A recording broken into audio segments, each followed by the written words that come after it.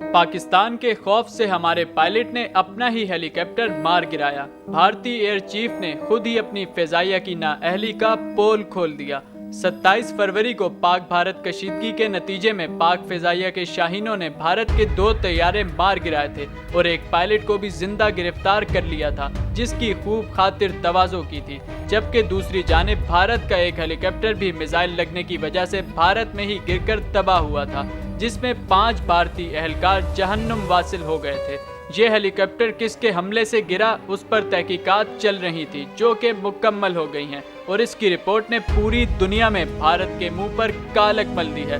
بھارتی air chief نے اپنی نااہل اور نالائق فورس کی نااہلی کا قصیدہ پڑھتے ہوئے بھارتی میڈیا کو بتایا کہ Mi-17 ہیلی کاپٹر کو اپنے ہی میزائل سے نشانہ بنانا ایک بڑی غلطی تھی۔ بھارتی ایئر چیف نے کہا کہ ہیلی کاپٹر گرنے کی کورٹ آف انکوائری مکمل ہو چکی ہے۔ یہ ہماری ایک بڑی غلطی تھی کہ ہمارے ہی میزائل نے ہیلی کاپٹر کو نشانہ بنایا۔